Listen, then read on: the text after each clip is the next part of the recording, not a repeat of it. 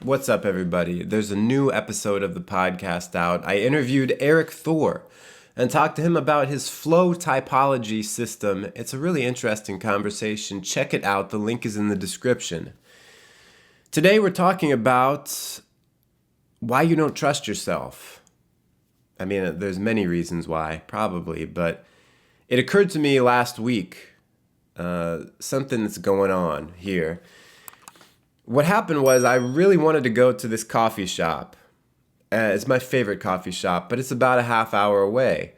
And so part of me really wanted to go just because I like it. It gives me some joy to go there, even if it's just for a little while. But then there was the real rational part of me that's like, no, this is a bad idea. You're going to waste all this time driving out there. You're going to spend the money for, an expensive coffee. You can just stay at home. You can just have your coffee here. And finally, I bargained with myself to the point where I was like, okay, fine, we're not going to go tonight, but we'll go tomorrow, okay? Then tomorrow rolled around, and the rational part of me was like, no, we're actually not going. It's still a bad idea. And I was like, but you promised me we'd go. And I realized, what if I was a parent and I had a kid and I told the kid we'd go somewhere the next day, and then the next day I'm like, nah, actually we're not going. The kid would not trust me anymore. The kid would realize, oh, Dad breaks his promises. Dad lies to me. Dad doesn't have my best interest at heart. Dad doesn't really care about what I want. You see the problem here. When we treat ourselves that way, when we have parts of ourselves that we kind of bargain with, and we make ourselves promises and then break the promises, or maybe we don't even do that. Maybe we just tell these parts of ourselves, shut the F up and get out of here. I don't want to see you anymore. We disrespect parts of ourselves. It doesn't really make for a good relationship with yourself because you're not going to trust yourself anymore. Now, this is a little confusing, isn't it? Because I'm myself. I'm just one person, right? But I think we can all relate to this experience of there being many different aspects of ourselves. Like within us, there are many different voices. It's almost like, we're kind of split up into a bunch of compartmentalized versions of us. And it's all us.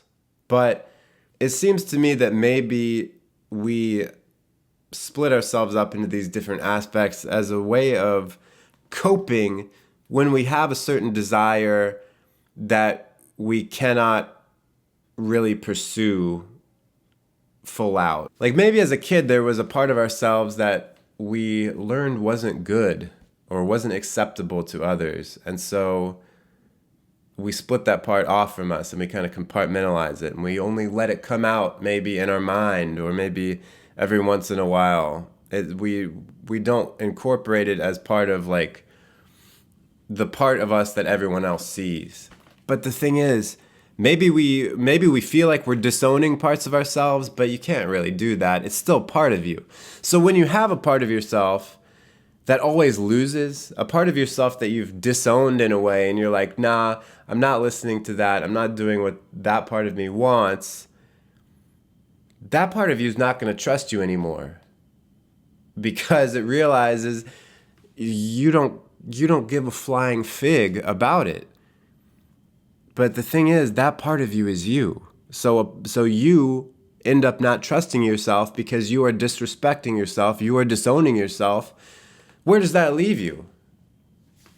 It might feel like, oh, I'm just being responsible.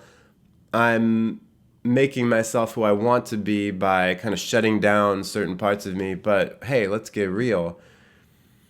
Those are still parts of you. And so you are going to not like yourself, not trust yourself when you disown parts of yourself. Now, I hate to interrupt the conversation, but let's support this channel really quick with a commercial break. Now, Frank, you might be saying, there's a part of me that just wants to be totally irresponsible, that just wants to quit my job right now and just live a life of pleasure. I just want to live, on a beach somewhere, not do anything, no responsibilities. I want to abandon my family, whatever. Clearly, I can't do that, you say. And so instead, you tell that part of yourself, hey, shut up, we're not listening to you. Or maybe it's like, la, la, la, you don't exist. I love my job, I'm never quitting. Or you bargain with yourself a little bit like, yeah, this job isn't great, but your idea isn't very good either. We're not quitting our job. The point isn't that you should give in to that part of yourself and quit your job. The point is that when you keep telling that part of yourself, no, you lose, we're not listening to you, I disown this part of you, I'm just going to stay at my job, and yeah, I'm miserable, but whatever, I can't listen to you. When you do that, you are ignoring a deep need that is within you that is being expressed by this part of you. And while you don't need to go quit your job today in order to listen to that part and to respect that part of you, you need to understand why. Why is it trying to tell me this? Why is it wanting to quit my job? Why is this part of me so keen on this extreme action? And you might find it's because, I just want freedom and I don't have it. And maybe if you can face this part of you and accept it and realize, oh, I should have the interests of this part of myself, I should look after the interests of this. Maybe then you can find a solution that isn't necessarily quitting your job, but could fulfill that need. Some way to find more freedom in this particular example. And maybe there's a part of yourself that's not that great, like a part of you that is prone to addiction. And a part of you, and you're suppressing it all the time because you don't want to be an addict. But that part of you is trying to tell you something. And if you just kind of shut it out, you're never going to address the root cause of that addiction.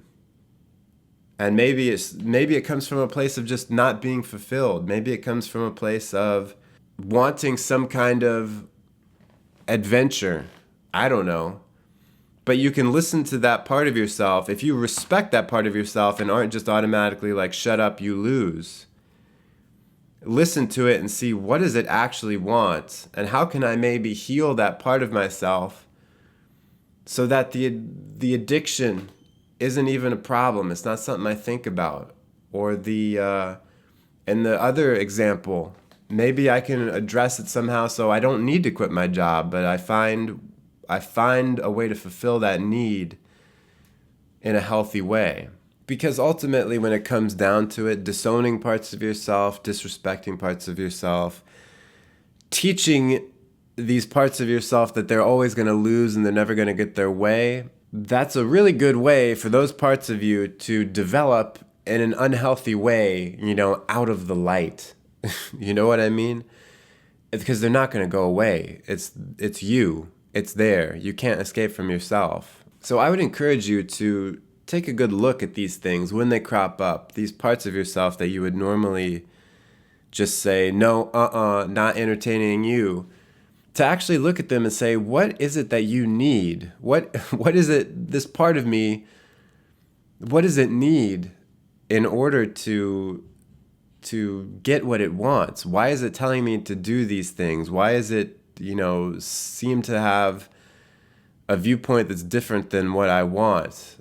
And rather than ignore those things, if you can really look at it and, bring it into the light, then you'll learn, I think, to trust yourself more, because you'll realize, oh, I'm here to help myself. I'm here to take all these things within me and get what I want. I'm looking after myself.